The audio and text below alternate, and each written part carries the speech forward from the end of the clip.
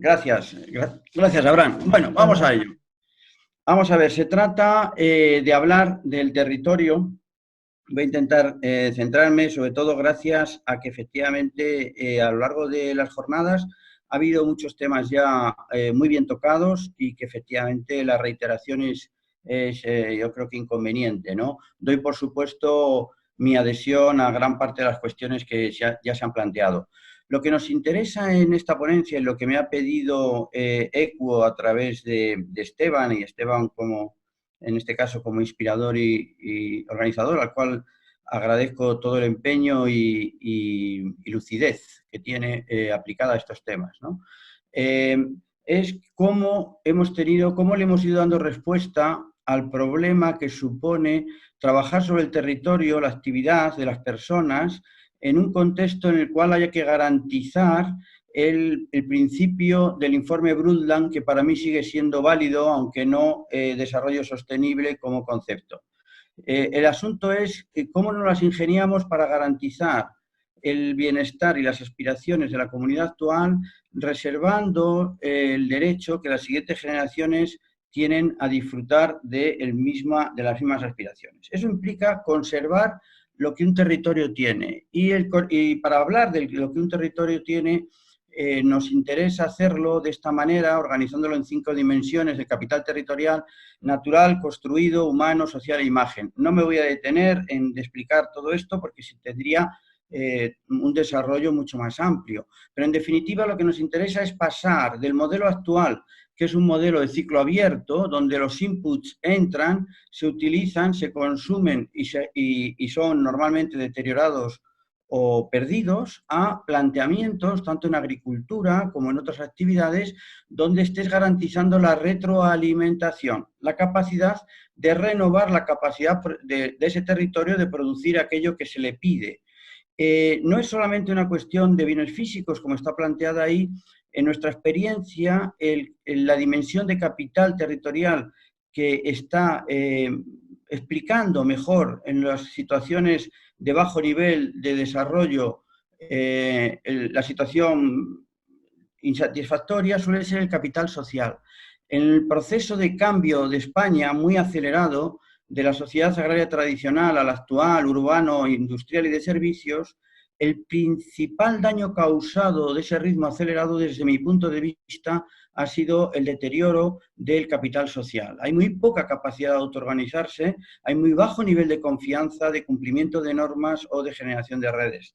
Esta es una imagen que explica ese cambio del ciclo abierto, que es el gran éxito que ha obtenido la sociedad urbana, industrial y de servicios en generar muchísima capacidad, a muchísimos bienes, muchísima capacidad de alimentación. Incluso se hablaba hoy con acierto más de la necesaria y muchos más bienes de los que necesitamos, por un ciclo abierto que consume muchos inputs sin reponerlos y con unas tecnologías y uso de energía que a medio plazo y a largo plazo genera un gran desequilibrio muy difícil de resolver. En términos de ciclo cerrado, un renovable puro nos llevaría a una situación que nadie desea, de autarquías y de probable dificultad para garantizar las aspiraciones de la sociedad contemporánea. Sin embargo, podemos hablar de un ciclo semiabierto donde utilizamos el concepto de autosuficiencia conectada, que es garantizar con los recursos propios las necesidades que tienes, y cuando has agotado todas tus posibilidades le pides a la red que te dé soluciones a ese tema, ¿no?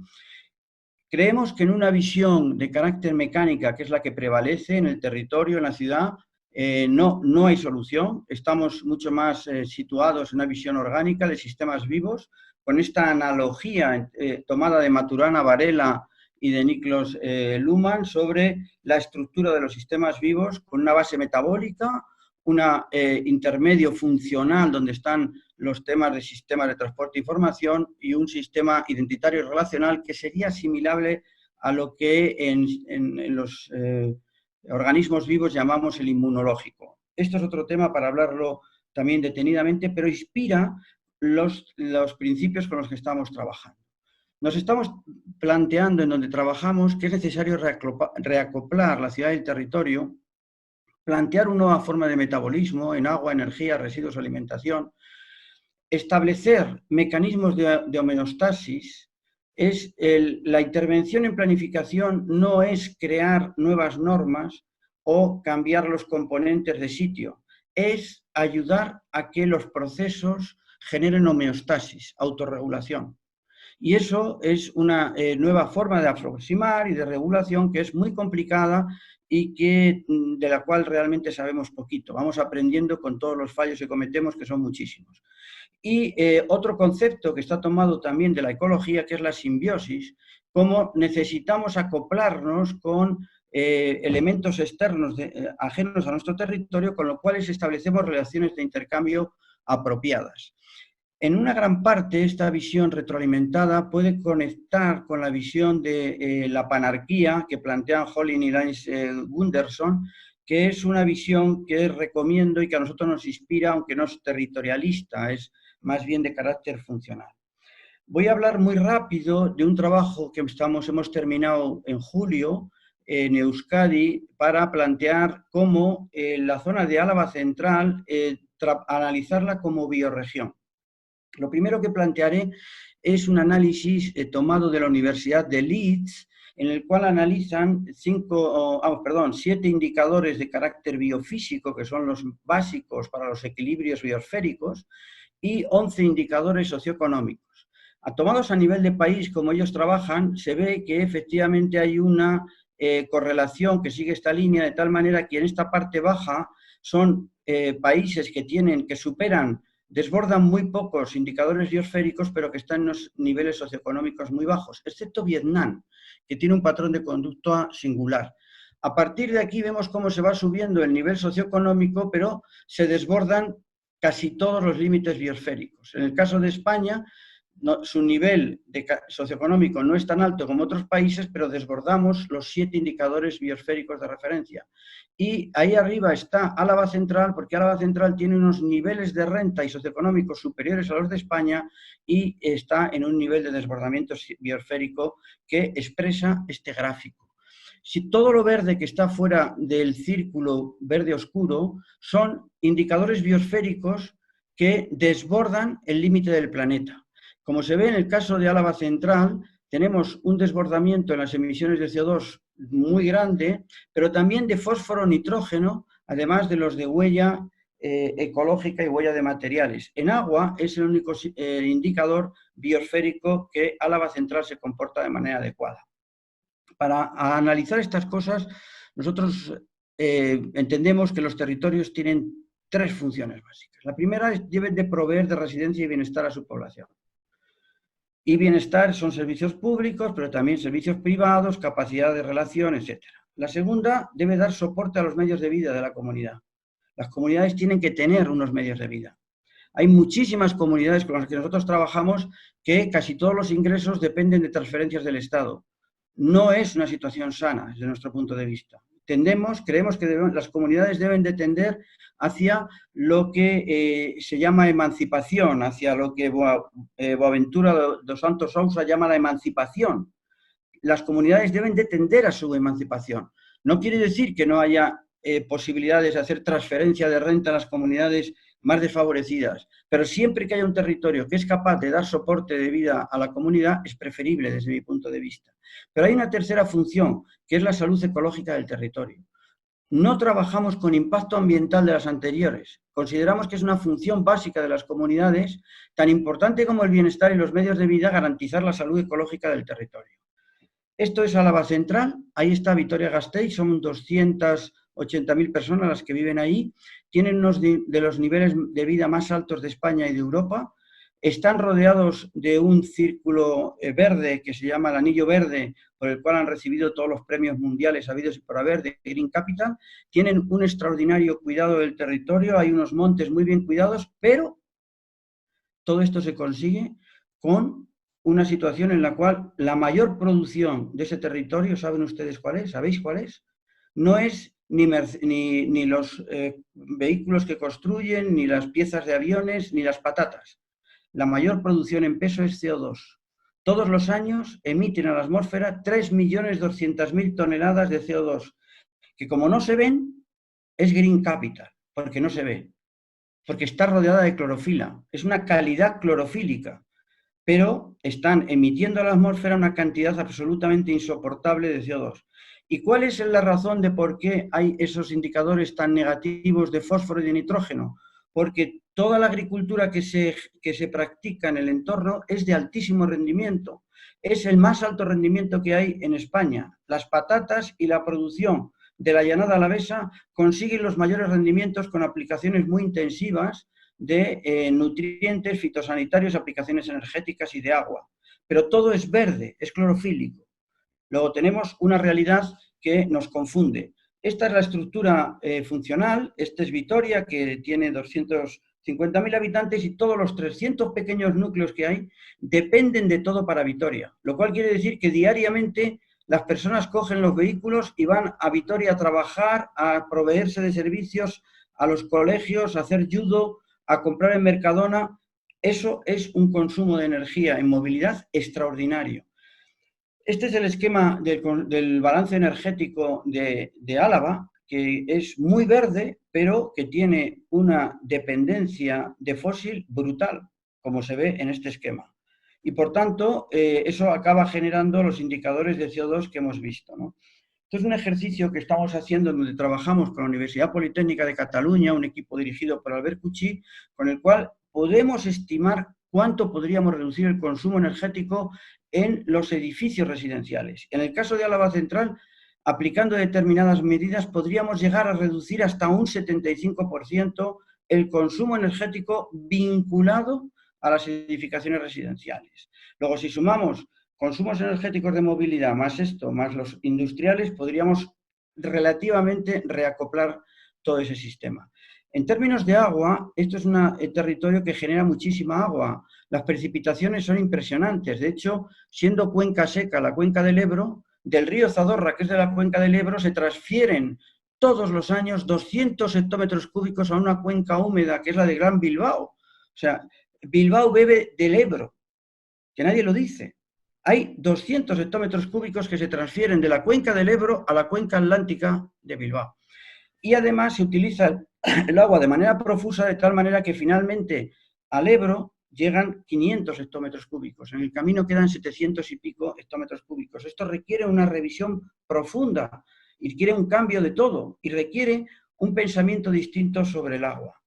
Hemos metido en todos nuestros trabajos ya como elemento fundamental el suelo vivo, porque entendemos que la parte orgánica del suelo es el soporte de la biodiversidad, la microbiología, todos los procesos complejísimos que están siendo arrasados, envenenados por los modelos de alto rendimiento de la agricultura y que se convierte en uno de los elementos patrimoniales por excelencia y que hay que conservarlo y por eso trabajamos con este tipo de cuestiones. Al final, en un proyecto como este, que es premio también como el Anillo Verde, porque este proyecto lo que hace es coger los camiones que van hacia Alemania y Francia y los sube en un tren y van en tren, el camión entero, no el contenedor, hasta Alemania. Eso ahorra mucho CO2, pero lo están poniendo sobre unos suelos fértiles del Zadorra, que es un patrimonio absolutamente valioso y que debe de ser transferido a las siguientes generaciones.